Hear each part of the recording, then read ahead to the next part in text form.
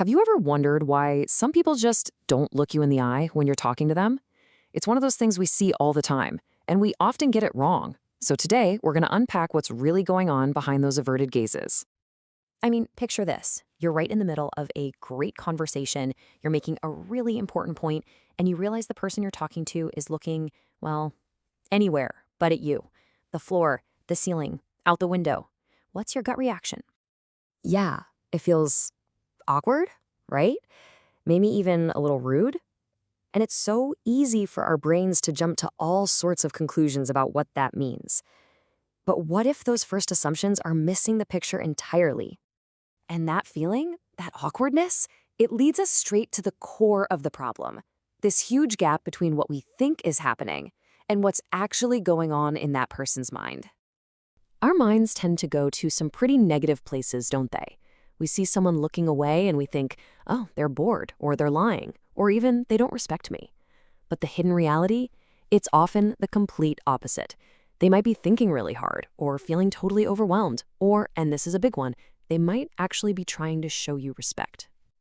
And here's the real kicker. Most of the time, those negative assumptions we make are just wrong. The real reasons have so much more to do with what's happening inside their head than how they feel about you or the conversation. So let's get into the first big set of reasons. And these are all about the internal stuff, the cognitive processing. It's all about how their brain is working in that moment. Okay, imagine you're trying to juggle 3 balls. Now, what if someone asked you to solve a complex math problem at the exact same time? For some people, that's what maintaining eye contact feels like. It's that extra ball in the air, and it can be genuinely overwhelming for the brain to handle. So it really boils down to this. Looking away isn't about ignoring you. It's a coping mechanism. It's their way of putting one of those juggling balls down for a second so they can actually focus on your words and figure out what they want to say. Now, this next one might sound a little backward, but stick with me.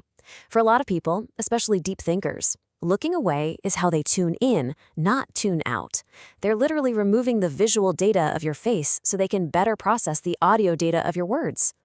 You see, when someone looks away, it's because they're processing everything you just said internally. It helps them concentrate purely on your words without the distraction of also having to manage their own facial expressions. The biggest takeaway here is that it's not disinterest. It's actually a sign of intense, focused attention. All right, so it's not just about how our brains are wired. There are these huge external factors at play too. Things like the unwritten rules of our culture and, honestly, our basic human need to feel safe and comfortable. I mean, think about it.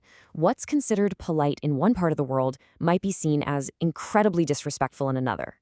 For instance, in many East Asian and some indigenous cultures, avoiding direct eye contact with an elder or a boss isn't a sign of disrespect.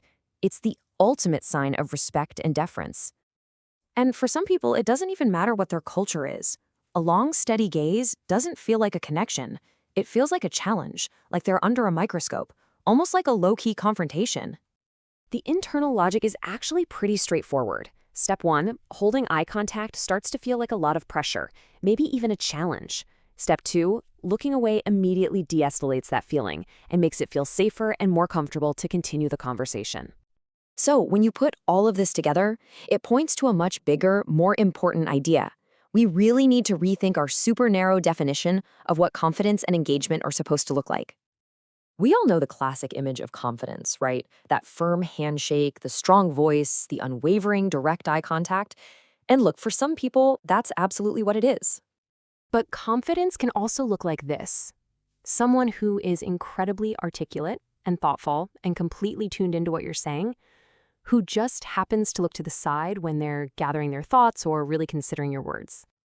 And this is the real heart of it all. We have to remember that what we see on the surface, that external behavior, is often a terrible indicator of what's actually happening on the inside. It doesn't always tell you about their respect for you or how engaged they truly are. Which brings us to this final thought, and it's a powerful one. Real, true communication isn't about making everyone follow one rigid set of behavioral rules. It's about creating enough space for people to just be themselves. And when we do that, our conversations become so much richer, more authentic, and just more human. So I'll leave you with this question to chew on. Now that you have this different perspective, who in your life are you going to listen to just a little bit differently?